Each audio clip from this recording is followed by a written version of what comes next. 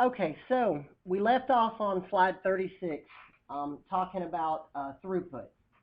And throughput is the most significant factor in choosing a transmission method. Some causes for throughput limitations that you're going to find: the laws of physics. That's a big one. When you're dealing with satellite transmission, you're going to have what's called latency. And latency is a delay in time from the time you send a packet out till you get it back. And with satellites, that's especially an issue because satellite, if it's in what they call geosynchronous orbit, it's 26,000 miles above the surface of the Earth. There is just an amount of time it takes to send a signal from here to a satellite and back. And there's nothing that can be done to change that. Based on the multiplexing technique used, if you've got more than one signal on a wire and you're using something like time division multiplexing, well, your piece of the transmission is only going to come up every, based on how many times you're multiplexing it. So you may only get a fifth of the total throughput to be dedicated to you if there's 5 people on it. Noise is something you got to deal with. Most places use unshielded twisted pair. That's what we got in here. And things that affect it, we talked about these fluorescent lights. You get noise in a line and you're going to get all kinds of weird errors. And especially if it's a wire that you don't think about where it's run. Let's say like there's a computer in that room and the wire for it's run across one of these lights. Well, this classroom's not in use all the time. Sometimes over there they're not going to have any trouble. Sometimes I'll kick the light on and they'll have trouble. It may take a long time for somebody to put together that the problem is this room causing that computer to act the way it is. And then finally, fiber is the fastest way. Compared to copper, fiber is always going to be faster. Another thing to consider is cost. It is hard to pinpoint a specific cost on things. You can determine the cost of things like the actual physical wire and the switches and stuff like that. But sometimes it's hard to pinpoint the cost of a network being slower versus faster if you spent more on it. Those are things you've got to compare as well, like, how much data is going to be on the network. If you've got users that you're paying $20 an hour and they're transferring files that take an hour using one media, but they're only going to take 30 minutes using another, that is a cost you should think about too. Is it going to actually pay for it in the long run to run a faster media to get more productivity out of your employees? Installation cost varies by what you're using. That is a big one in places like buildings like this, like a school. We have people here that can run copper. Any of our computing staff can run copper wire pretty much anywhere we need. If we were to need fiber, though, you have to have special equipment. It's a lot harder to work with. So, running fiber is a little bit more expensive in that way. And then cost of downtime, if you're going to have to shut down to run new wire, think about how long it's going to take to run it. That's something to consider. So noise distorts data signals. We talked about that. The distortion is dependent upon the transmission media. Fiber optic is the least susceptible to noise. Unless you break the fiber by bending it too much or you've got a cut in the wire, there's pretty much no interference that's going to get into fiber. Yeah, fiber is the glass. You can limit the noise, though, by running the cables as far away from electromagnetic forces as possible. Again, these lights, don't run, anything above them. Select media that protects the signal from noise. If you can't avoid running it over interference, use something that's going to be less susceptible. In this example, if for some reason I had to run the wire over the top of a light, I had no choice. Well, unshielded twisted pair would be the worst choice. Shielded twisted pair would be a little better because it's shielded. But then ultimately, fiber would be the best choice. Of course, what's the trade-off? Fiber is the most expensive of those. So that wouldn't help much with interference, though. And some cables have anti-noise algorithms. Some of the more expensive switches have ways that they attempt to take the noise out of the cable. All right, so you've also got to think about what you're going to be putting on the network when you're picking this. Different cables and technologies are going to have a different number of maximum nodes per segment, maximum segment length, and maximum network length. There is a maximum nodes per segment dependency, and that can help, deals with attenuation or with latency. Then there's the maximum length. You've got two types of segments, they call, on a network, a populated and an unpopulated. And a populated segment is one that has computers or end nodes on it, printers, any device that's on it besides a switch. An unpopulated is one that runs between two devices. Like, for example, in here, this is a populated segment that runs to the switch back there on the wall. But then that switch runs to a switch in a wiring closet on this floor. That is an unpopulated run that runs from that switch to the other switch because there are no computers or printers or anything on it.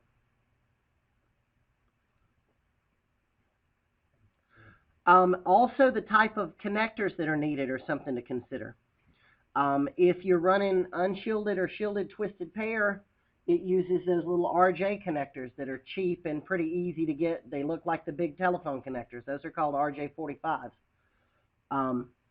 Based on what type of wire you're running on fiber, there's all kinds of different fiber connections. And most of the fiber connections are pretty hard to put on. You've got to have a microscope. You've got to have some sort of like glass fiber weld, all kinds of stuff.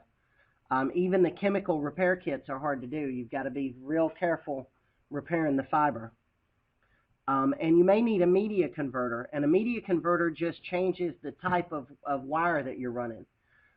Like in a network, let's say that you're a small business and all your computers are in one area, but you've got one computer that you want to put out in a shop. You're some sort of manufacturing, and it's 600, 700 feet away.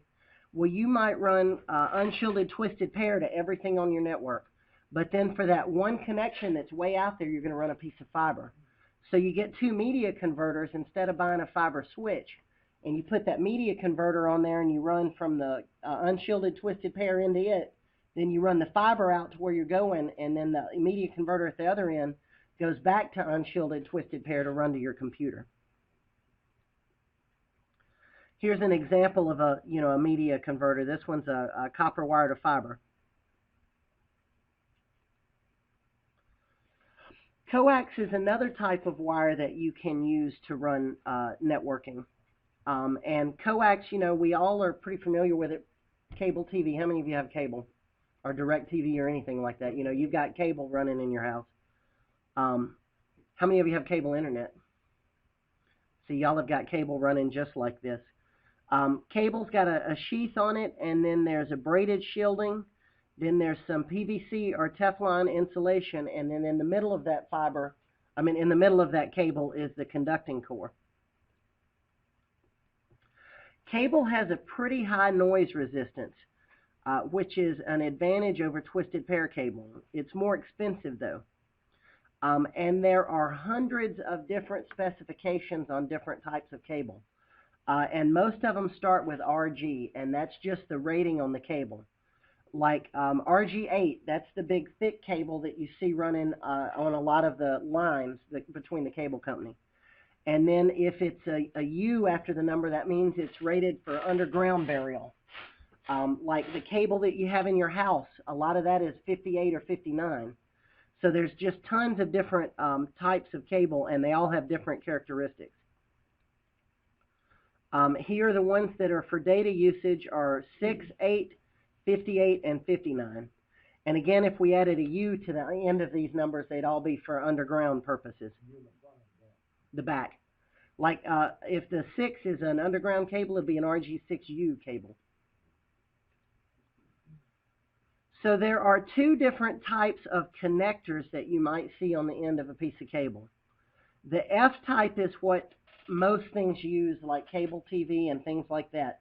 But if you've got an older network in your house and it's running the actual Ethernet wire over coaxial cable, it uses what's called a British naval connector.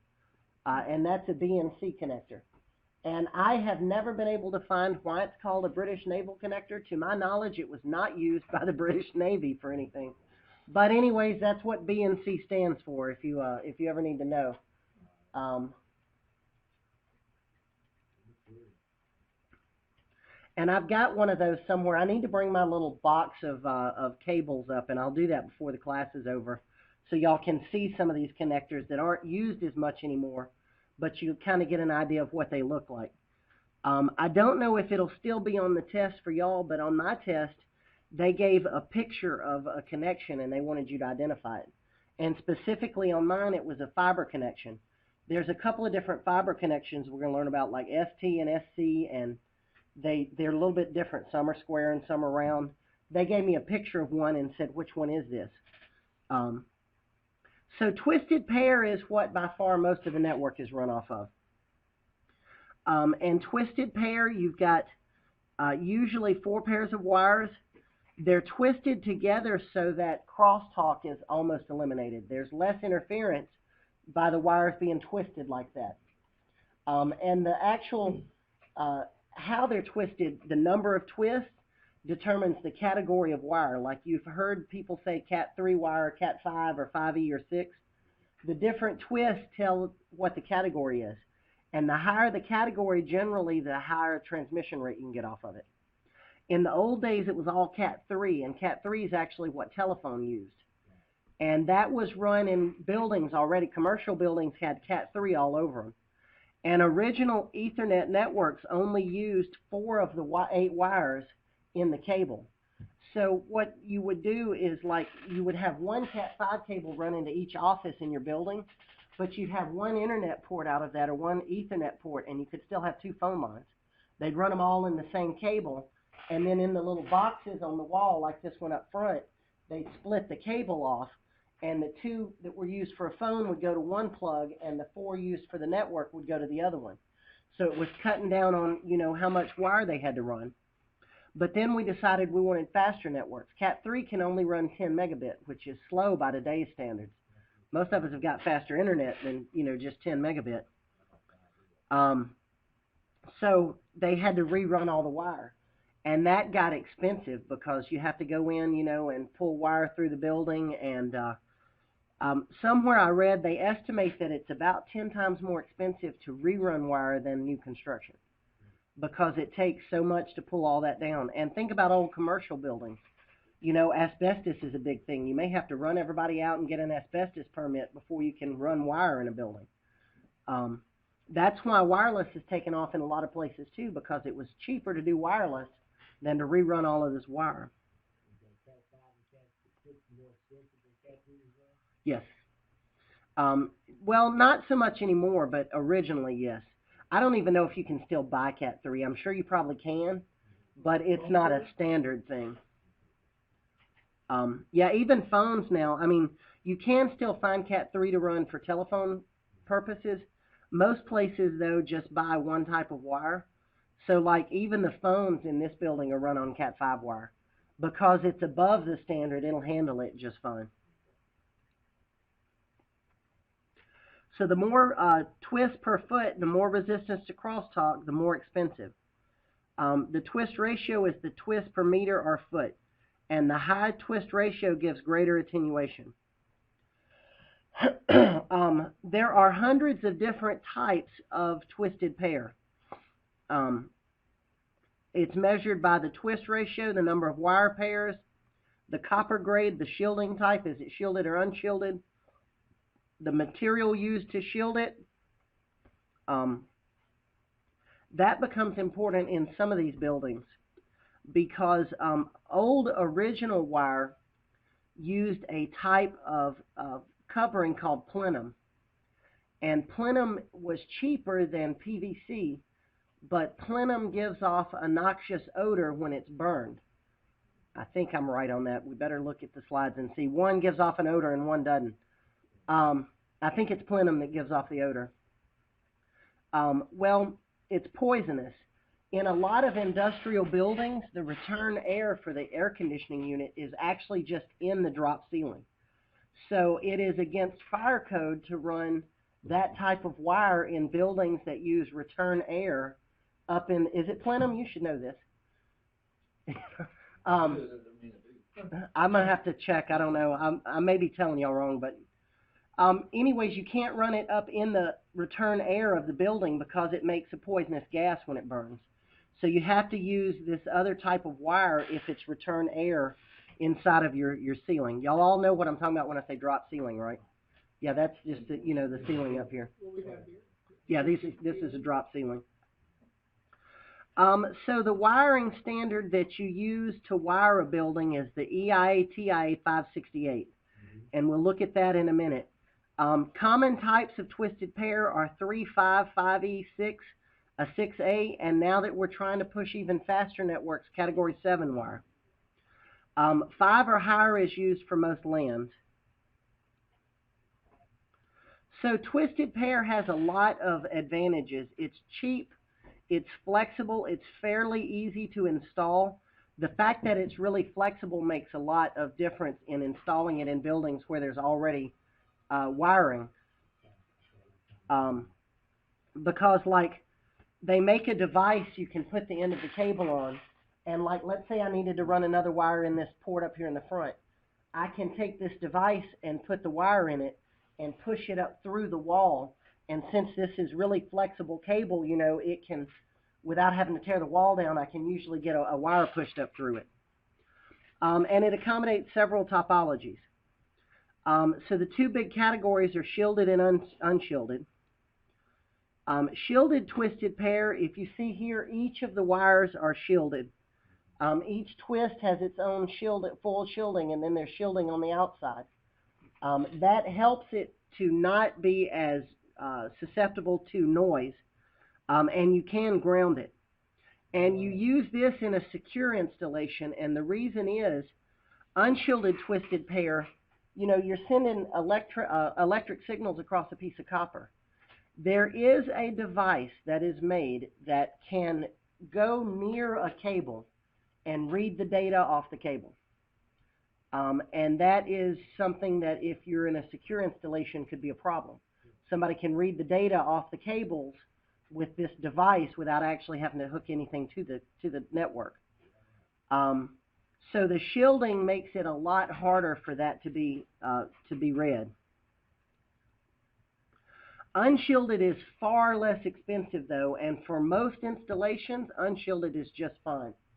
And here's a picture of unshielded wire. You see the four different wire pairs in there.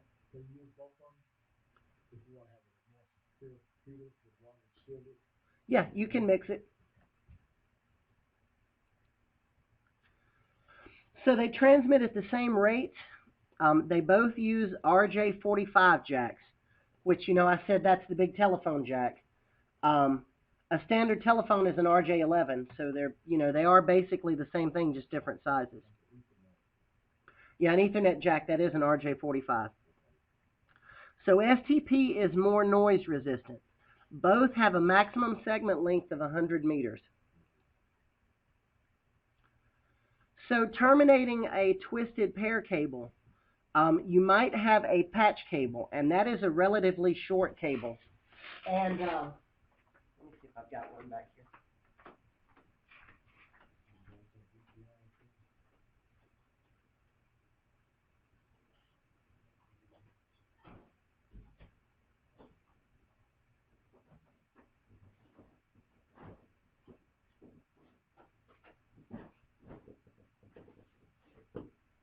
This is the shortest one I've got in here, but normally a patch cable is a really short cable. If you see up here on the switch, how many of y'all can y'all see that from where you're at? Not really. If you can't, get up. The little cables that run from the bottom here up into the switch, these little cables that are about 2 inches, those are the patch cables here. And this patch panel down here, the thing at the bottom is called a patch panel. You see all of those wires that run into it from the bottom and the top? Those are from the ports actually around here in the room. This blue bundle goes into that patch panel. And then you run from the patch panel into the switch. And the reason that you wire it that way is so that if you have different switches, you can move ports without having to rerun the wire. It makes it cleaner. Because if I wanted, say I had a second switch in here and I wanted port 5 on the first row to go to that other switch. All I'd have to do is find that wire and move the patch cable from that switch to the other one. So you use those short ones just to keep it clean. This is one of the cleanest wiring installations you'll ever see because we don't ever change anything in here. In reality, they usually aren't this nice looking. Well, that and just you move wires because you're in a hurry and things aren't labeled, and you should label it all, but you know, I'll give y'all an example. Y'all have all seen an RJ45 cable, right? That's just a typical network cable. I've seen the horrors of networking. They're bad. Yeah. I'll tell y'all, and I hate to admit it, my wiring closet at LSUS was a mess, all of them, and a lot of them were that way before I got there. But we had wires they were unlabeled. We didn't know where they went. They went to something. We were scared to unplug them. We were cleaning up in the server room one day, and we also in our server room over there have a drop floor, and it's the same thing as a drop ceiling, but it's on your floor, and it's so you can run your wires under it. And we were running a new wire. You have a device that's got a suction cup on it, and you pop it down on the floor to pick up the tiles to run wire under it. I found a fax machine under the floor. The whole fax? The whole fax machine was sitting there. I don't know how long it had been sitting there. It was old. So you just never know what you're going to find. But take a lesson from that. If you're a network admin at a new installation, save yourself the heartache and label everything and keep accurate diagrams to start with. Because when we did have wiring problems at LSUS, it was real difficult because things not being labeled, we had to trace it, and what could have been a quick fix sometimes turned into a 2 or 3 hour affair tracing wires and trying to figure out where it went and what the problem was. I think it might be the other way around. Plenum cable may be the kind that you can run in it because and PVC you can't. Plenum refers to the space that is in a forced air system where the air just goes up into the false ceiling, yeah, and goes out, and there's no duct work. If it's duct work, then you can put anything, but if it's opened up, they call that plenum space. A plenum cable is something that you can run through. Okay. If it does burn, it won't cause toxicity and anything else. I think he's right. So I told y'all backwards, and I was worried about that. PVC is the wire you can't run everywhere. Plenum is that. Yeah, that makes sense now. So plenum is the one that is fire safe. I don't think you're going to get a question about that on the test, but kind of know that if you're ever an admin, you know, if you run the wrong kind and the fire marshal comes in, you'll get in trouble. And that's actually, I was just reading something that there's a deal out with counterfeit cable where they're selling it as plenum cable, but it's really like what's called riser cable or something. I was just reading that. And it's not. It's not the real deal, so people put it and install it, you know, and that's what we'd be doing. If we're installing it, it's not the right stuff, we can get in trouble with fire right. and all that. So on the end of the cables, there's two different specifications on how you wire it, 568A and 568B. And they're both standards and they're both in use.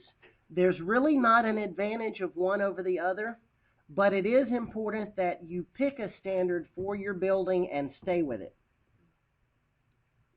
And here are the two standards. Luckily, the test does not ask you the colors. There's nowhere on the test that you have to know the exact colors of the wire. I am in here either next week or the week after going to go down to 203. We've got a bunch of wire in there, and I've got a bunch of ends. I'm going to let y'all try to make cables because I think it's good practice.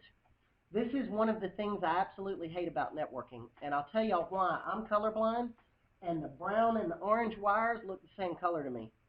So the only reason I'm able to make network wires at all is I'm usually consistent. I may not wire it right, but if I get both ends the same, it'll work, you know. So that'll be a fun little project. I think y'all will enjoy that, and I've got a wire tester, so I'll let y'all try to make them just, you know, for practice. You'll notice the differences are in the transmit and the receive pairs. And there's a special cable you occasionally have to make called a crossover cable. And a crossover cable is where you wire it A on one side and B on the other side. And the reason for that is because in the old days, if you were going to hook a switch to a switch, the ports were not what they call auto sensing. Nowadays, switches are more intelligent because, you know, memory and things have gotten cheaper in them. And when you plug in a wire, it'll determine whether you wired it A or B. So you don't have to tell the switch that it was wired A or B. In the old days, though, to hook two switches together, you had to wire one end A and one end B so that the transmit wires from one port on the switch were the receive on the other.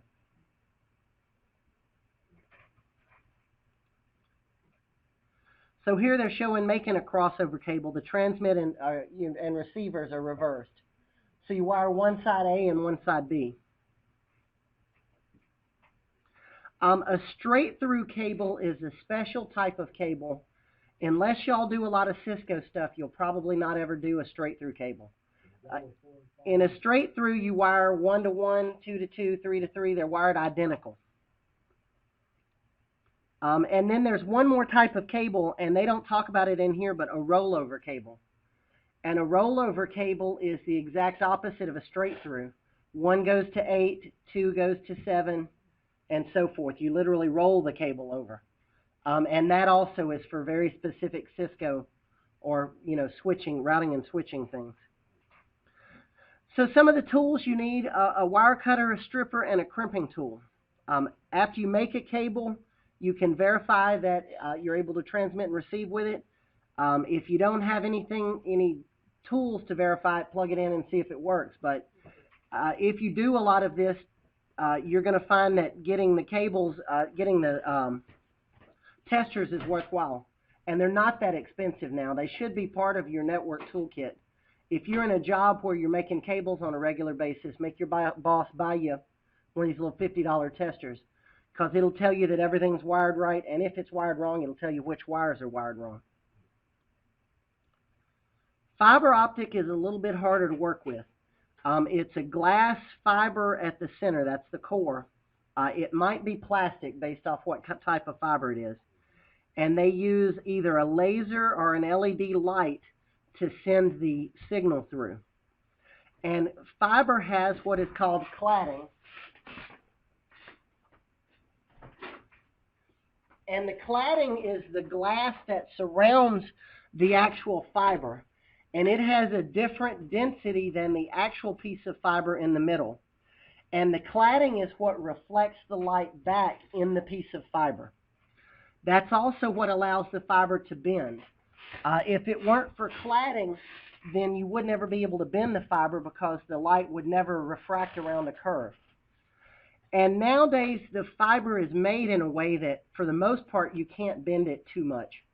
But in the old days, if you bent a fiber too much, you would break the glass in it. And if you broke the glass in it, the fiber was useless. You'd have to get somebody to come in and repair where your break was. And that was a very expensive undertaking. So nowadays what they do, the fiber, you know, a piece of fiber is still pretty small, but it's actually only about 2% of that wire is the fiber itself. The rest of it is all either this cladding or outside of that thick plastic so that you're unable to bend it too much. Here's typically what a piece of fiber looks like.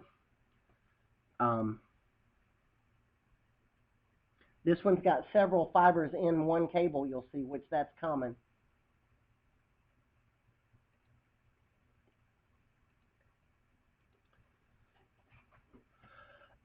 So fiber has several different uses based off the manufacturer.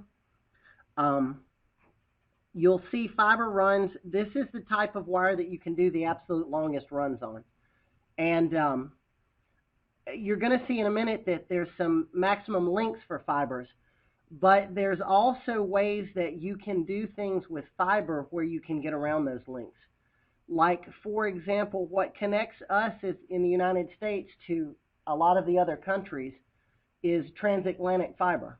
It's run down on the floor of the ocean. It's a thick cable with several little fibers inside of it. And they don't repeat that thing the whole way. And the way they do that is by running a very powerful laser into it at one end.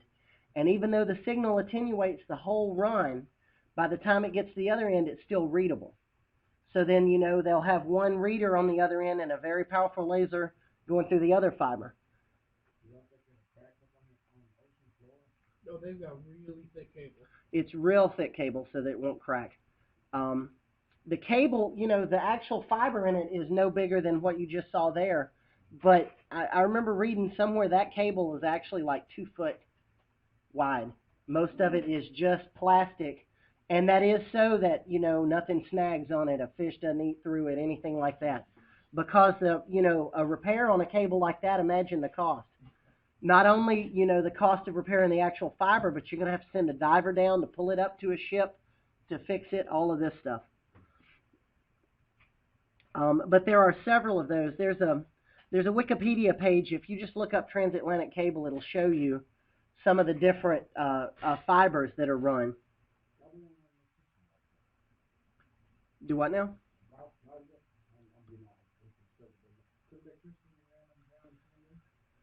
Not for that long a distance. There just wouldn't, you know, you wouldn't have any, the copper that you run electricity on would be dead by the time it got there. Yeah, fiber is really the only thing that they've ever been able to run that's been successful for, you know, a long distance like that. The very first transatlantic cable was copper, but they could barely get Morse code through it. And they had to put several thousand volts of electricity in it at one end to get less than a half a volt out the other end. But, you know, that was a huge ordeal back when they first did that. Being able to send a message immediately overseas was something that was absolutely unheard of. So, you know, they keep getting better and better with this stuff. And one of the things, I think transatlantic cables is something that drives pushing the speeds on fiber. Because they've got that fiber already there, they don't want to run more. And now that we need more bandwidth, they need to figure out better ways to utilize what's already there. Because that was a run that, you know, I don't know the cost. It's probably on that wiki page, but I would guess several $100 million per cable. $752 million to run it? 42? So see, that was a huge undertaking. All right, so fiber's benefits over copper. It's extremely high throughput, high noise resistant. It has excellent security, and it's able to carry data for longer distances. The drawbacks, it's more expensive, and if you have to repair it, it requires special expensive equipment. Single mode fiber uses a narrow core and uses laser generated light over one path with little reflection. Light does not disperse as the signal travels. It is rarely used for short distances due to the cost, but it can carry the signal several miles. What you're going to see in that transatlantic cable is going to be some version of single mode fiber. Multi-mode fiber uses a core with a larger diameter and uses laser or lead. There's greater attenuation, which means you can't push it as far, but it's still way better than copper would be, and a lot faster.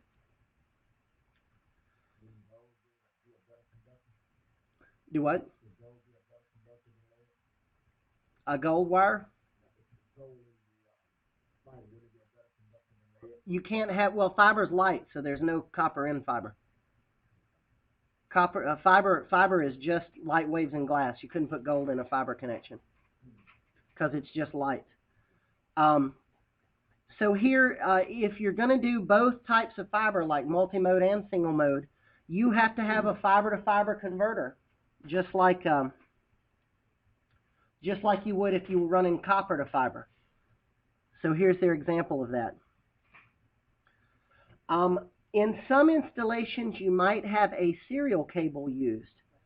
And a serial cable, pulses are issued sequentially, not simultaneously.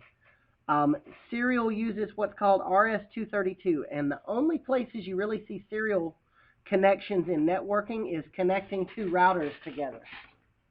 Like over here on this box of routers for the Cisco class,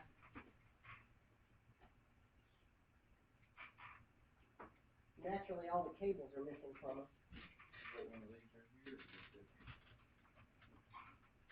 No, that's just, yeah, there's one on this side.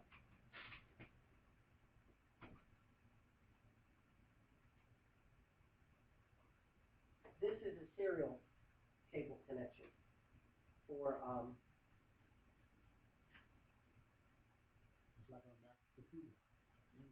somewhat like that, just a little different connection. And the way that works with Cisco stuff, your serial connects a router to a router that's right there. So when you have two networks on two different routers, you use serial connection between the two to hook them together.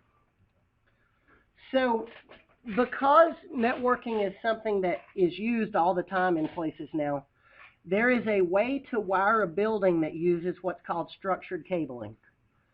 And in structured cabling, this is the hardware that makes up an enterprise cabling system.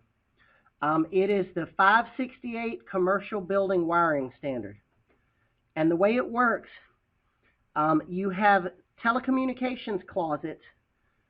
In one of them, you have your main distribution frame, which is where what's called a demarc point is. Do y'all remember what a demarc is? Demarcation is what it stands for, but the demarc is the point where whatever your ISP's equipment comes in at and terminates. It is the point between where your responsibility of the network begins and the ISP's begins. The demarc is the point between the two. Like here at BIPSI, the demarc is going to be the router that's down in computing services. That is the last router, it's the router where the ISP starts. The router for Lonnie, that is the demarc. If there's a problem with our network connection on the other side of the demarc, it's the responsibility of our ISP. If the problem is on our side of the demarc, then it's our responsibility. So you have your demarc, your entrance facility is where the wire actually comes in. Then you have what are called distribution frames, and those are basically like wiring closets. And you put, based on how your building is, you may put one on each floor. Like here at BIPSI, these buildings are large, but they're within standards. So the distribution frame of the wiring closet, there's one on each floor, and they're one on top of the other so that you can do what's called vertical wiring. So then there's a backbone wire that goes down the vertical wire between each of the buildings. Then the bottom of each of the buildings, the bottom wiring closet, is where the fiber that runs to each of the buildings goes through. So that is just a structured way of running cabling. You really need that in very large buildings. Like think about wiring a high-rise. You've got to have a structured way to do that wiring, because otherwise you'd never be able to know where everything is. And if you can keep your wiring closets on top of each other, you can run, holes through the floor to run like fiber down. Because let's say, say we got a 50-story building. Well, I'm probably going to have fiber running between each floor and then copper running out each floor to the computers or whatever.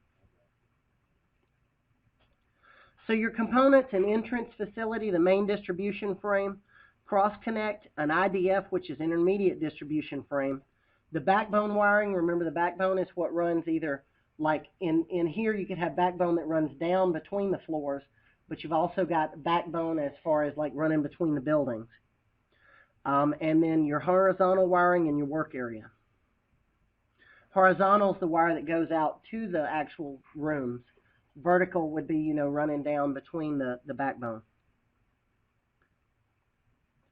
So to stay within standard, if you're running unshielded twisted pair, cross connects to the telecommunication closet, it should be within 800 meters for voice. Single mode fiber 3000 and multi-mode fiber 2000. So the best practice is when you're actually running cable. Follow the manufacturer's guidelines. Try to follow TIA, EIA standards. Lots of times when you have network problems, they're traced to poor cable installations. That comes in a lot of places because when you contract somebody to build a building for you, sometimes part of that is you have them run the wire. And if they've run the wire, somebody who didn't know what they were doing and they just ran the wire, didn't get it all run the right way, you may not see those problems till later. Maybe they got a connection on, but they didn't get the ends on just right. They're just kind of on there. Well, as it gets cold and hot, that wire will expand and contract. When it gets cold, it might contract enough that you no longer get a signal off of it. So things like that can happen. And that is pretty much a summary of this chapter. We talked about digital and analog multiplexing. Remember half and full duplex? You'll remember what that is from the beginning? Um, Noise distortion, attenuation. We talked about coax cable, fiber, the different types of fiber, and serial connections. So are there any questions on Chapter 3? All right. Let's see how far we can get into 4 today. 4 is all about TCP/IP. And this is where we're actually going to start getting into stuff that's not quite as boring, because now you're getting into what actually makes the internet run. We're going to talk about the core TCP/IP protocols, what TCP/IP is, the TCP/IP model, which is their version of the OSI model. We're going to talk about IP4 and IP6, and those are the two different standards right now. IP4 is what you're probably all familiar with, because that's what we're all still running. But IP6 is coming. That's going to be here before long. We are going to, that's what's going to finally make the push. We're going to run out of IP4 addresses. And then we're going to talk about DHCP, which is a way to assign an IP address to a device without having to actually go to the device itself. We'll talk about DNS, which is the domain name system.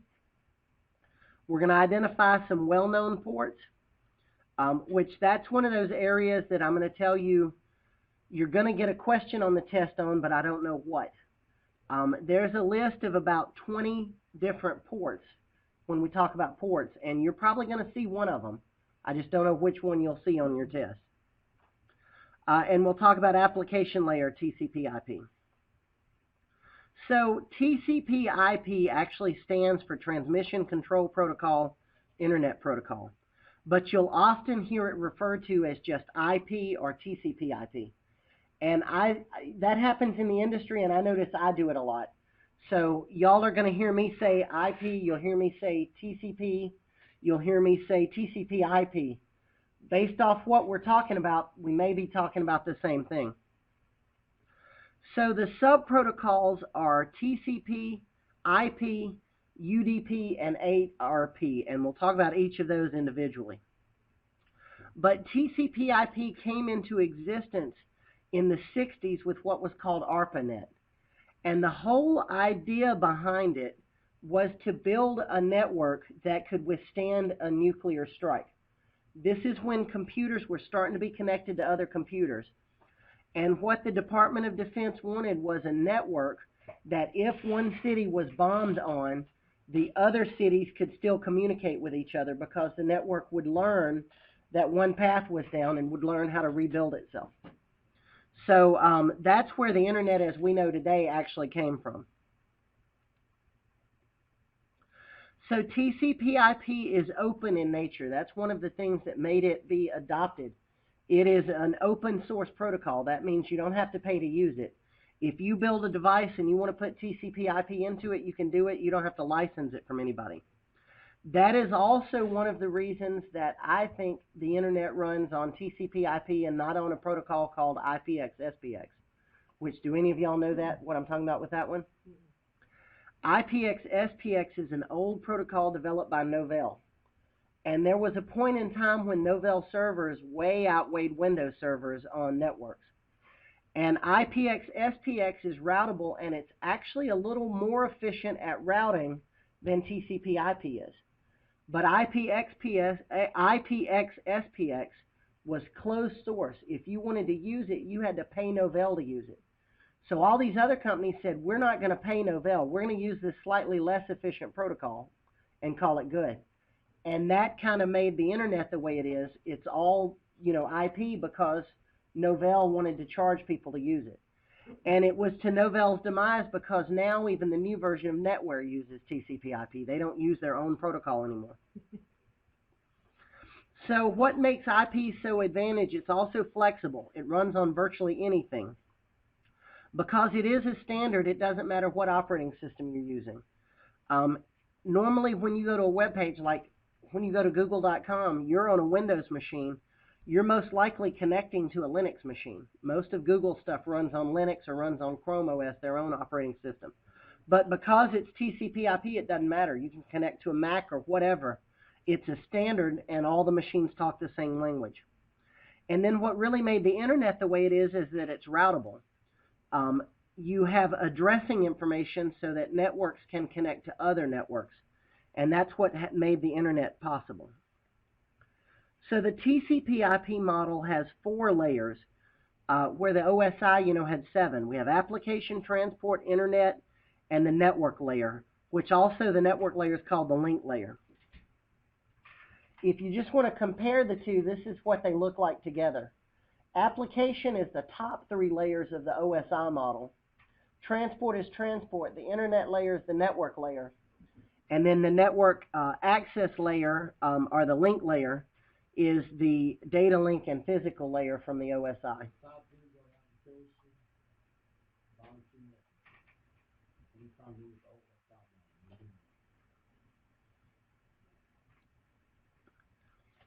So the core protocols to TCP/IP operate in the transport and network layers of the OSI.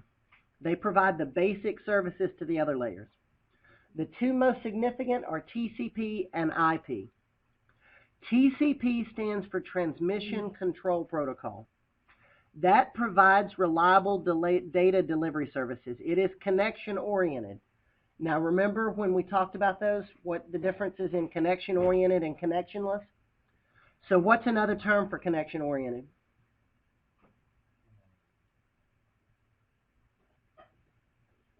I'll tell you connectionless. Connectionless is unreliable. So what is connection-oriented? Reliable, right, it's reliable. It uses sequencing and checksums. Sequencing is important because each packet is given a sequence number. And that way, if they arrive at the destination not in the same order, they can be put back in the right order. And a checksum is a way to check to see if the data that was sent actually is received. You run a mathematical formula on it and you get an answer, and then when it's received at the other end, the same formula is run to compare it.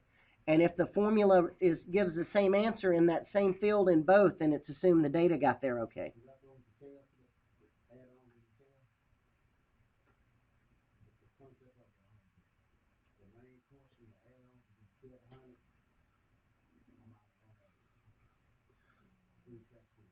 What now? You're gonna have to explain a little more. I'm not sure what you're talking about.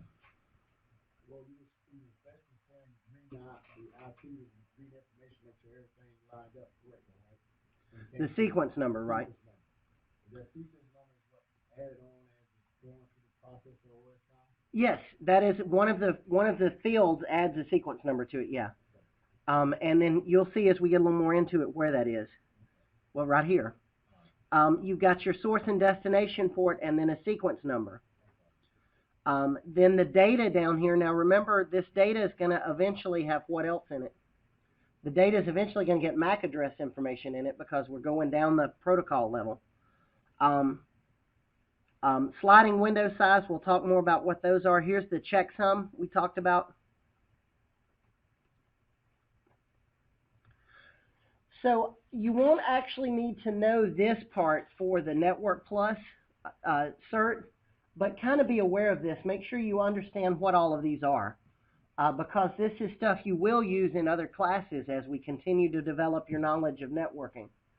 The source and destination port, those are pretty self-understandable.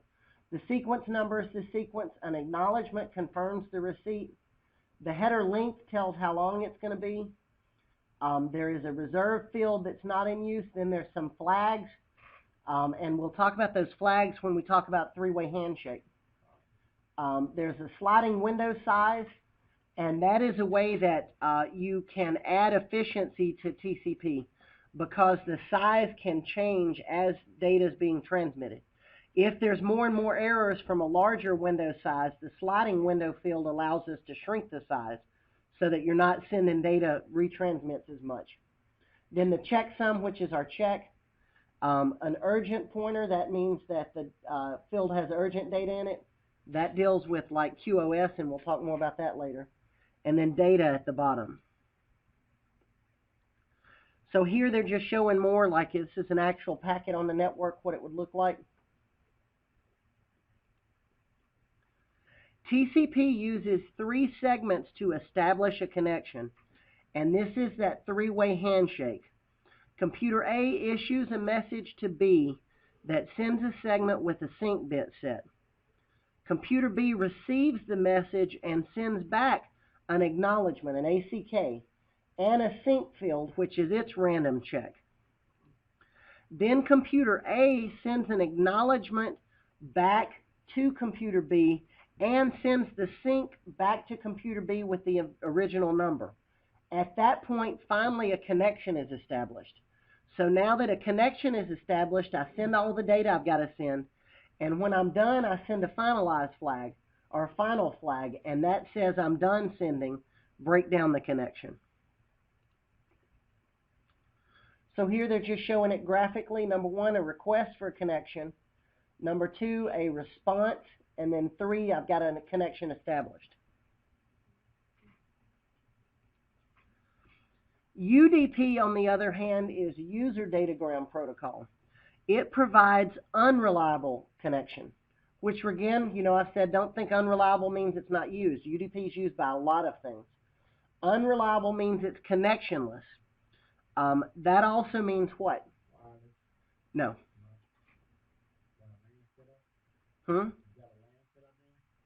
No, well, all of this can be on a LAN. With it being unreliable, what is it in compared to TCP? UDP is going to be what? It's going to be faster. It's going to be a whole lot faster. Do y'all know why it's going to be faster? No three-way handshake? No 3-way handshake, exactly. A lot of time takes place in that 3-way handshake to make sure that that data is delivered reliably. In UDP, we're going to send the data and we're not going to worry about it. And that makes it almost 3 times faster. It's useful when a great volume of data needs to be transferred quickly. If any of you have ever watched a Hulu movie or a Netflix movie or listened to the radio on the internet, you've used UDP. It's like when you try to go like a school website or something like that, and it takes forever to load sometimes. That's because it's TCP. Most HTTP traffic uses TCP, which means it's guaranteed delivery, but that's also why it's slower. It takes longer to build the connection and send all the data. So here you see the UDP looks a lot simpler. There is a checksum in it, but if the checksum is invalid, the packet's just discarded. Packet loss. Exactly. IP is the network layer of this, and this deals with how the data is delivered. It enables TCP/IP to internetwork. What we mean by that is this is what allows data to go through a router to more than one network. The network layer forms the data into packets, and an IP packet is a data envelope that contains information for routers to transfer the data between LAN segments. There are 2 versions of IP. There's IP4 and IP6. IP6 actually has been around for a while, but it wasn't adopted for a long time. It came out in 1988. IP6 literally provides, they used billions. I don't think that's a good number. There are billions of IP addresses. And it provides better security. To compare the numbers, in IP4, you have only a certain number of bits that you can use for IP addresses. IP6 ups that number to 128 bits. So there are 2 to the 128th power number of addresses on IP6. Most people, including me, are not capable of understanding what that actually means. So the best way I heard it described is this. If you were to assign an IP address to every atom that makes up the Earth, you would still have enough IP addresses left to assign IP addresses to 10 more Earths. We should never run out of IP6 addresses. We'll never run out in our lifetimes, let me put it that way. And the reason they went what seems like overboard is because the actual transfer from 4 to 6 is going to be such an expensive project. Basically, every single router and computer on the face of the earth is going to have to be updated to understand IP6. So this is going to be a tremendous, tremendous undertaking. It will happen eventually. We're going to talk more later about other protocols that are allowing them to wait a little bit of time on doing that, but it's going to happen before long. So here's an IP4 packet in its total. We've got the version at the front that tells us what version of IP we're using. We've got some service identifications, fragment, we'll talk about what that does later, the checksum, the source and the destination IP options, then padding. Then down here at the bottom we've got data. And inside of that data is my entire IP, TCP or UDP packet from earlier. So I've encapsulated all of that into this one packet. An IP6 header's got a version, a payload length, a class, a header, and a hop limit, and then you see how much larger the destination addresses are.